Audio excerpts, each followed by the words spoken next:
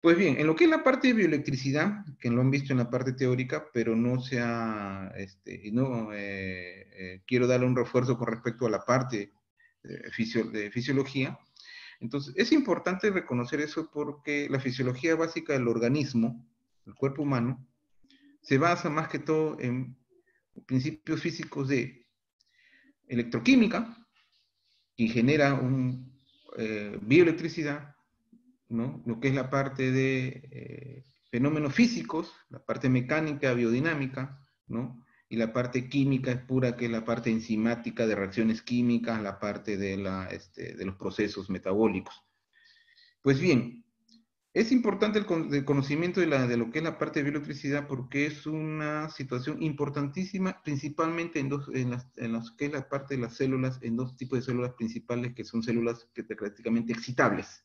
Al decirse excitables quiere decir que reaccionan ante un estímulo y ese estímulo es del tipo eléctrico, bioeléctrico. ¿Ya? ¿Ya? Lo principal con eso, el sistema nervioso central, o sea, las neuronas, el funcionamiento neuronal se basa en estímulos y un potencial de acción, que ya ustedes lo han escuchado, y la parte de las células musculares, que justamente el estímulo de la célula muscular genera el proceso de contracción, que es lo que vimos en la parte biodinámica.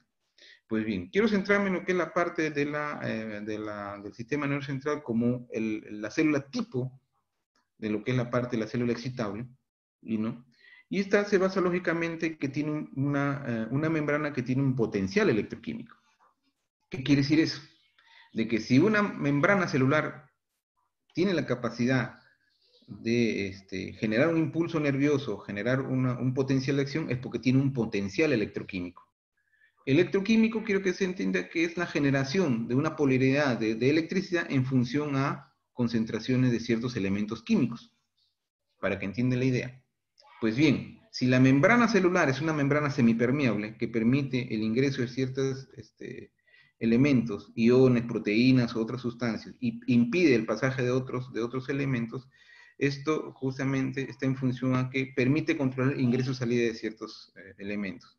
¿Cuáles son los elementos importantes para mantener un potencial electroquímico? Son los iones, principalmente sodio, potasio, cloro, ¿no? Y calcio. Sodio y potasio como los principales, ¿no? Principalmente más abundante el ion positivo potasio en el intracelular y en el extracelular el sodio. Ese equilibrio entre sodio y potasio en el intracelular permite mantener una polaridad constante en la membrana de una célula excitable. Pues bien, este potencial electroquímico ¿cómo se llama? Se mantiene o está basado en dos situaciones dentro de la célula. Es la presencia de canales abiertos, ¿ya? Eso que es lo que se llama conductancia de membrana, o sea, es una membrana que permite el ingreso o salida o movilización de ciertos elementos de adentro hacia afuera, de afuera hacia adentro, está en función de los canales, y la fuerza neta, o sea, los canales abiertos y la fuerza neta establecen el potencial electroquímico de una membrana X. Si es una membrana excitable, entonces y nos queremos centrar en la neurona, por ejemplo, el potencial electroquímico de la neurona, la membrana de la neurona, está en función a la presencia de sus canales. Eso le da su conductancia. Mientras más canales abiertos hay, más conductancia hay, ¿no? Y la fuerza neta, que es la fuerza de concentración. ¿Qué quiere decir? Lógicamente, si hablamos de electroquímico, mientras más concentración hay de ciertos iones, más fuerza neta va a existir, ¿ya? Y lógicamente eso va a determinar una fuerza eléctrica, una polaridad, que en este caso se mide en milivoltios. Pues bien, esto es lo que caracteriza a las células especializadas que son la neurona y el músculo. La neurona con la capacidad de transmitir una señal y el músculo con la capacidad de generar una contracción. Pero para que se dé eso tiene que haber la activación de un potencial de acción. ¿Entendimos? No sucede, por ejemplo, eso con las células epiteliales. La célula de la piel no tiene una capacidad, más que todo una función de revestimiento de las células epiteliales como de las mucosas, la piel, etcétera, etcétera. Hay otras células especializadas, por ejemplo, en la retina, del oído, que son también células excitables que son neuronas especializadas para reseccionar una señal específica, etcétera, etcétera, ¿no? Pero el ejemplo principal de células especializadas con capacidad de excitación con potencial electroquímica, las neuronas y las células musculares. Y dentro de la célula muscular, principalmente, lo que es la parte del miocito del corazón, la fibras lisas del sistema digestivo, por ejemplo, o de los vasos, de las arterias, o la parte del músculo esquelético. Pues bien, para que se desencadene, para que haya una comunicación, tiene que haber una comunicación entre las neuronas que se da justamente a nivel de la sinapsis. O sea, un potencial de acción o la transmisión, propagación de potencial de acción tiene que basarse lógicamente en un inicio y lógicamente una propagación.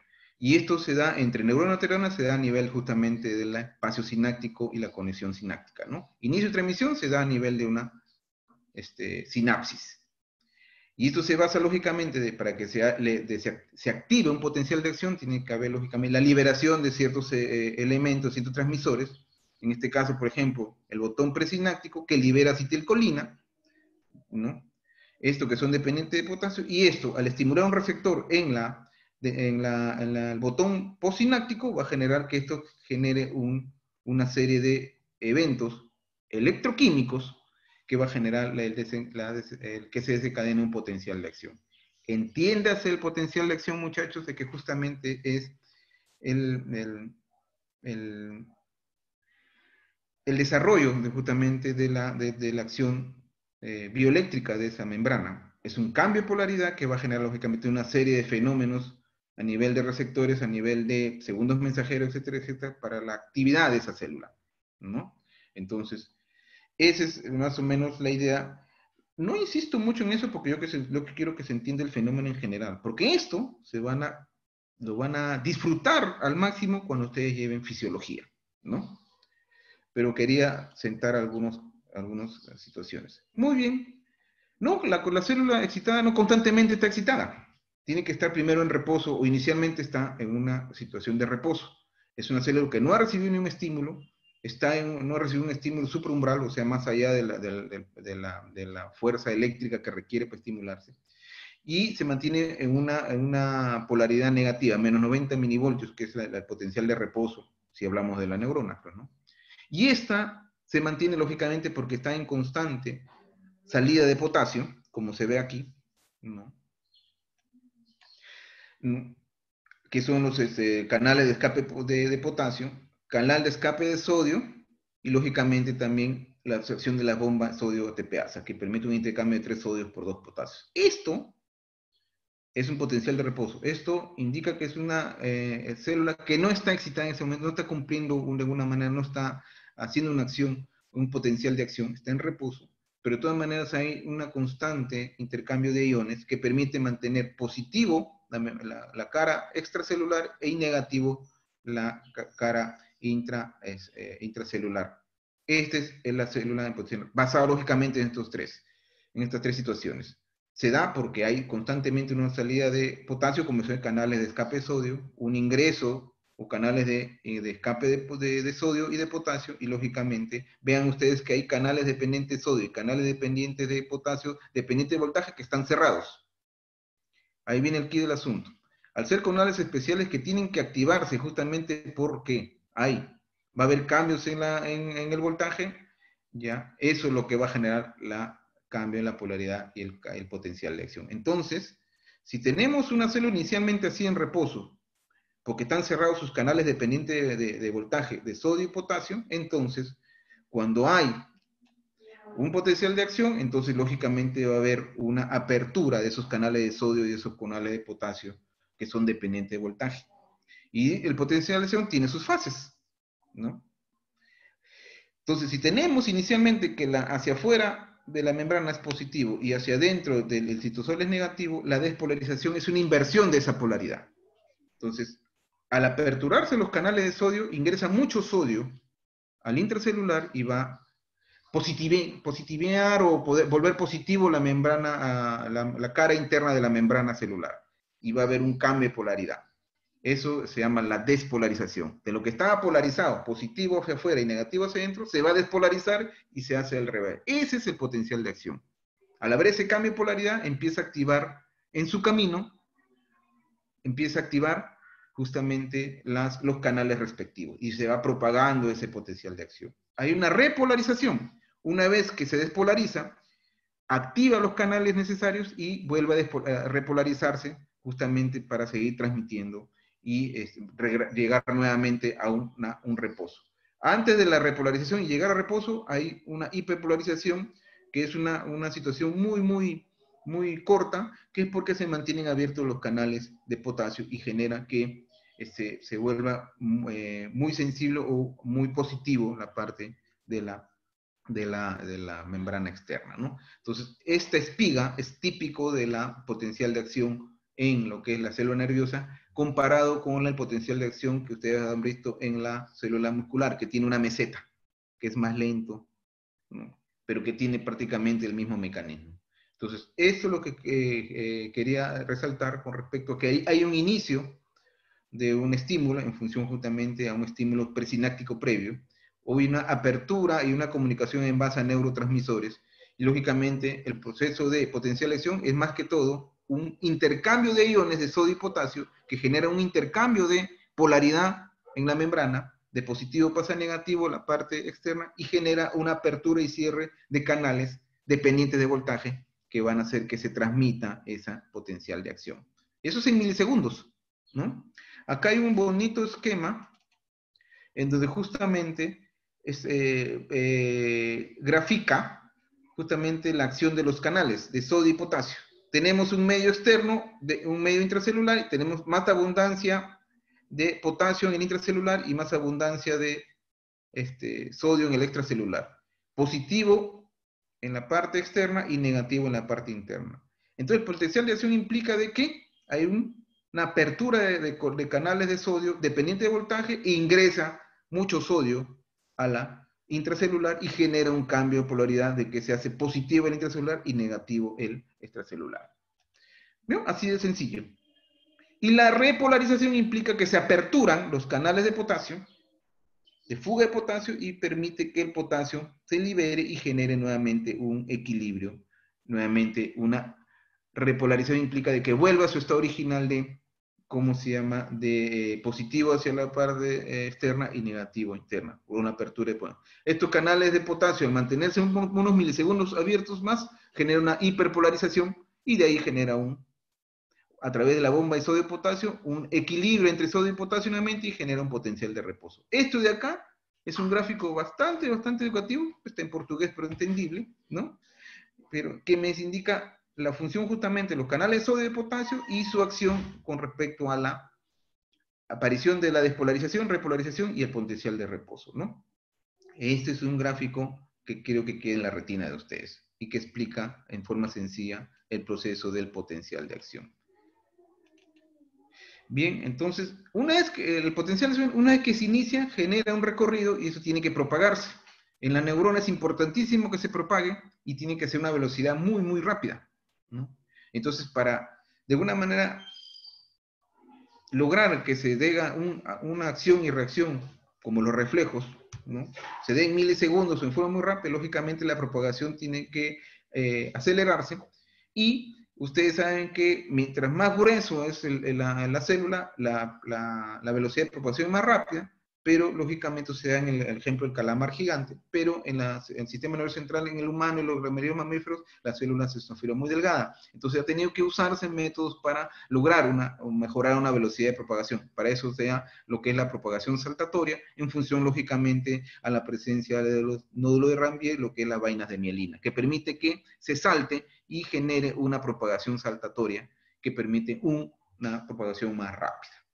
Y hasta lograr que esta señal llegue a su órgano diana, que puede ser un músculo, que puede ser una glándula, que puede ser un órgano del sentido, una pupila gustativa, una célula, un cono o bastón del ojo, del sistema coclear, etcétera, etcétera, o un músculo esquelético donde el arco reflejo, lógicamente eso requiere que llegue inmediatamente a una forma muy rápida, ¿no?, y retorne. Entonces, la propagación rápida en función a una fibra tan delgada como es el sistema nervioso central o los axones de las neuronas, se compensa lógicamente por la presencia de la glándula de mielina, los nódulos de Ranvier, que permite una propagación saltatoria. Para eso he puesto este gráfico, para entender esa figura que ustedes, estoy seguro, lo han leído, lo han entendido.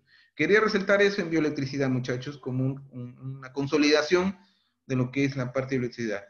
Bioelectricidad implica de que se estudia a las células excitatorias del cuerpo, principalmente el sistema nervioso, sistema muscular, en función, lógicamente, que se da un potencial electroquímico, porque es la producción o cambio de polaridad en la membrana en función a un intercambio de iones, que son elementos químicos, en función, lógicamente, que tiene una conductancia en función al número de canales que tiene esa membrana, y al haber mayor número de canales, va a haber mayor velocidad o mayor intercambio de iones y un mayor potencial electroquímico. Y, lógicamente, si hay mayor concentración de iones en uno u otro lado de la membrana, también mayor fuerza neta. Eso es lo que quería, lógicamente, resumir. Esa excitación de la célula se manifiesta como un potencial de acción que implica una despolarización, es decir, un cambio en la polaridad de la membrana, y eso en el camino va abriendo y cerrando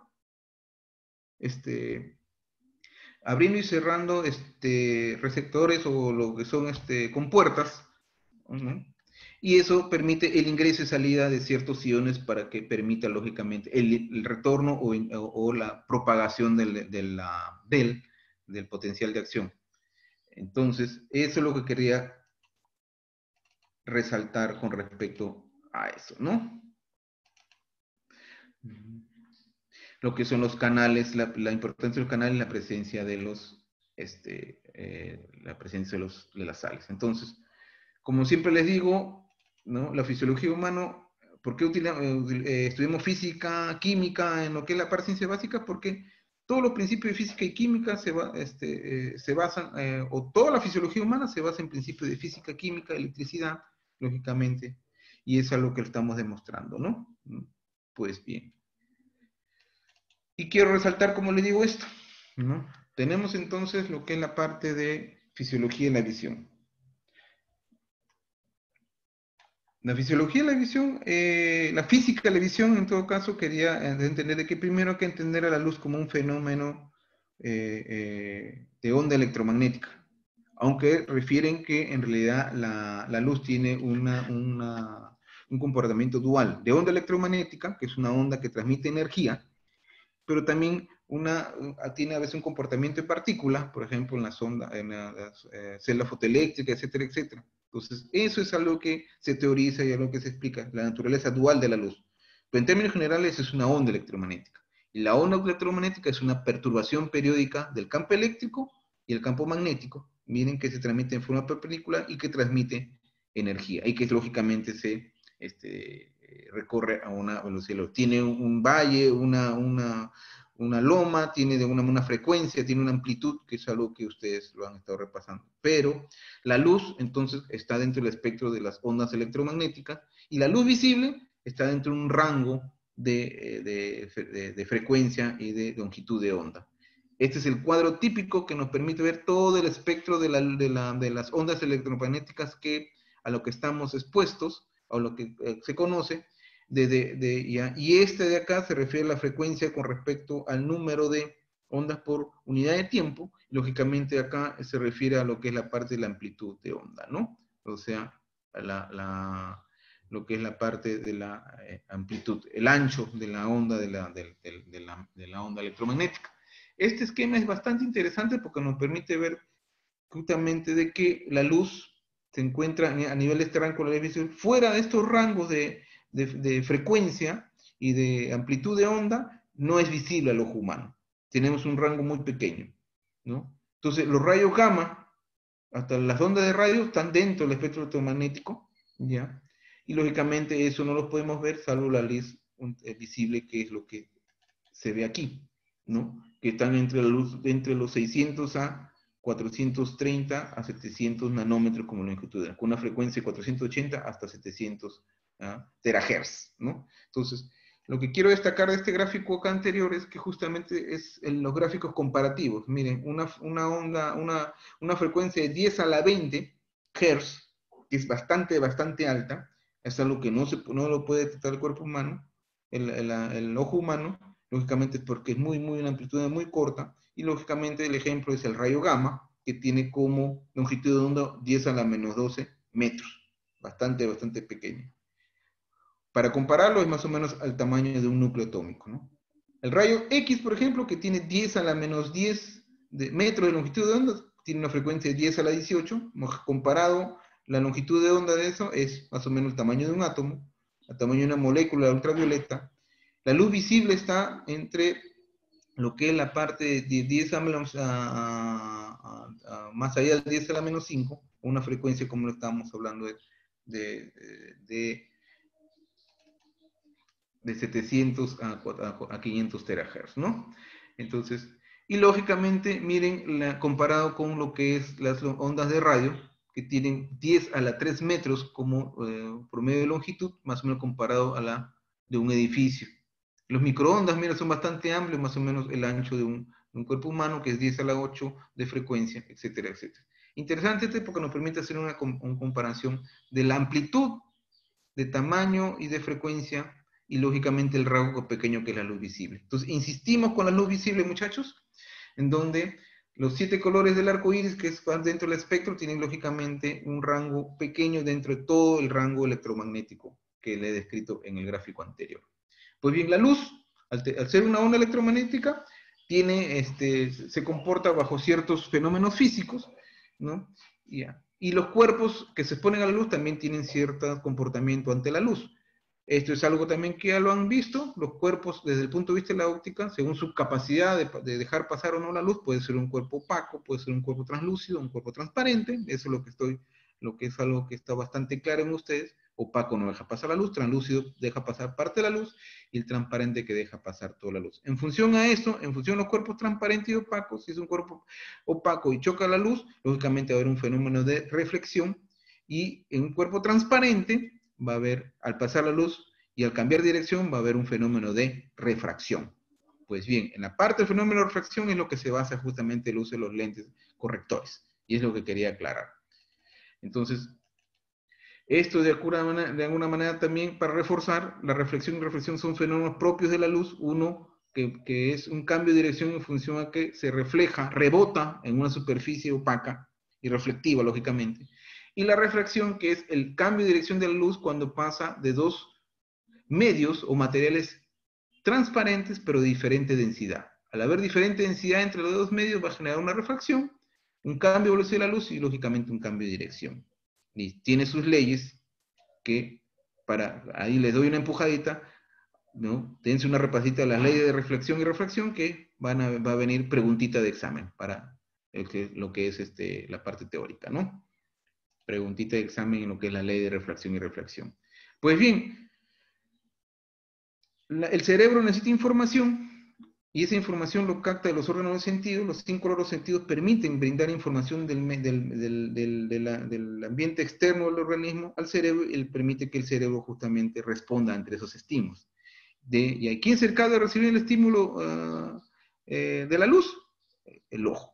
El ojo vendría a ser un órgano refractivo más que todo, ¿no? Es un órgano que permite el ingreso de la luz y lógicamente desvía la luz específicamente para que sea captado a nivel de la retina, a nivel de la mácula, para que ésta sea lógicamente captada por los conos y bastones como una señal, de una señal luminosa lo transforma en una señal bioeléctrica y se transforma como una señal eléctrica al cerebro, y para que éste ya lo interprete, lógicamente. Entonces, vean la importancia. Entonces, el nervio óptico y lo que es la parte retina tienen también una capacidad excitatoria que permiten, lógicamente, transformar una señal no eléctrica en una señal eléctrica. Una señal luminosa en una señal eléctrica que permite transmitir al cerebro la información. Entonces, una anatomía básica del globo ocular, de característica forma esférica, y como le digo, es un órgano refractivo porque permite el pasaje de la luz, y al pasar por diferentes medios, un medio acuoso y un medio vítreo de diferentes densidades, permite y un lente, que también es un órgano refractivo, permite desviar el haz de la luz y permite concentrarla en un punto específico para ser captado por los conos y bastones, ¿no? Entonces tenemos el globo ocular típico con la córnea hacia adelante, tenemos la iris, que es lo que da el color del ojo, lógicamente, con la pupila, que actúa como una diafragma, como en las cámaras fotográficas, que controla el ingreso de la luz. Tenemos una cámara posterior, ¿no? Que está el cuerpo ciliar, que es una estructura muscular, y lógicamente el cristalino, que es un lente natural, que cuando se opaca, justamente se da la catarata, y lo que se extrae y se reemplaza, el cristalino, y lógicamente cuando hay ya la esclerosis, esta cristalina también lo que hay, lo que es la parte de la presbicia. Y lógicamente tenemos un polo posterior que es el humor vítreo, que también tiene otra densidad y permite el pasaje de la luz, pero con un fenómeno refractivo hasta llegar a lo que es la retina, ¿no? Que es la que tiene los órganos receptores. Esta es la anatomía básica del globo ocular, ¿no? La conjuntiva, que es la membrana externa que cubre, lógicamente la coroidis, la retina, que es la parte interna. Entonces, esto, el globo, es una estructura refractiva, ¿no? No refleja, sino desvía la luz, lógicamente, para la captación de la señal luminosa, en función, lógicamente, de estructuras reflectivas de diferentes densidades. Eso es lo que quiero que se entienda. Pues bien, igual, entonces, si tenemos que el ojo es una estructura refractiva, entonces los lentes justamente son materiales transparentes que, de acuerdo a su forma y su densidad, permiten que se desvíen los haces de luz y permite, lógicamente, una refracción. Entonces, los lentes son, lógicamente, unos elementos refractivos que desvían la dirección de la luz. Hay los divergentes que separan, los que son los lentes bicóncavos, que son negativos, dioptrías negativas, y los lentes convergentes, que son las que dan dioptrías positivas, que juntan o convergen los haces de luz hacia un punto específico, no los alejan ni los juntan. Entonces, en función de este conocimiento básico de los lentes divergentes y convergentes, es lo que nos permite entender en forma básica cómo se corrigen ciertos trastornos refractivos del globo ocular. Lo que son los básicos, que es miopía y astigmatismo. Por ejemplo, ¿no? Lo que estoy usando es que es un lente para corregir mi miopía, ¿no? En realidad es más que todo la presbicia por edad. Pues bien, entonces tenemos patologías oculares entonces básicas, que son alteraciones de refracción. Lógicamente el ojo no solo se enferma de eso, hay las partes infecciosas, las partes tumorales, las partes autoinmunes, inflamatorias, etcétera, etcétera, pero la parte refractiva está específicamente en función justamente de su capacidad de dirigir, captar y refractar la luz para que pueda ser captada por la retina. Tenemos un ojo normal entonces, que tiene un diámetro adecuado, tiene todas sus estructuras refractivas, la córnea, el humor acuoso, el cristalino y el humor vítreo, todo coordinado y perfecto, y permite que el haz de luz que entre justo se concentre en el punto a nivel de la retina que requiere para ser captado la señal luminosa. Pero ¿qué pasa si tenemos un ojo con un diámetro anteposterior mayor? Generalmente es la causa, ¿no? Un ojo de huevo que le llaman, ¿no? O sea, un ojo más largo, no es esférica. Entonces, el punto de concentración de los haces luminosos es antes de la retina. Y eso permite que no se enfoque adecuado, o la señal luminosa, o la imagen sea inadecuada. Eso se da, la luz converge delante de la retina. Eso se ve en la miopía. No puedes ver bien de cerca, ¿no? Y lo que es la parte de la hipermetropía, en donde el ojo, por alteraciones en sus estructuras refractivas, la imagen se va hacia atrás de la retina. Los rayos convergen por detrás de la retina y la imagen, lógicamente, se ve alterada. Entonces, estas son las dos alteraciones de refractiva del ojo más frecuentes: la miopía y la hipermetropía. Los rayos de luz por delante y el rayo de luz por detrás en la hipermetropía. Y esto, si yo pongo adelante el ojo un elemento refractivo que me converjan o genere divergencia en la... perfecto, ya que estás preguntando, a eso íbamos. Muy bien. Entonces, esto de acá, la miopía y hipermetropía, entonces implica de que tenemos que usar lógicamente elementos refractivos que nos permitan corregir. Entonces, si yo quiero en la miopía que el punto se vaya más atrás, lógicamente tengo que usar un lente divergente o convergente. Lógicamente es divergente, la que separa los haces de luz. Entonces tiene que ser un lente bicóncavo, que permite que el haz de luz se haga más divergente para que permita que la imagen se vaya más hacia atrás y permite exactamente que se dé en la zona de la retina y corregir la miopía. Y al contrario, en la hipermetropía, necesitamos más bien, al hacer un haz de luz que está por detrás, que se forma por detrás de la retina, tenemos que retroceder, acercar más bien el punto de enfoque, y tenemos que usar un lente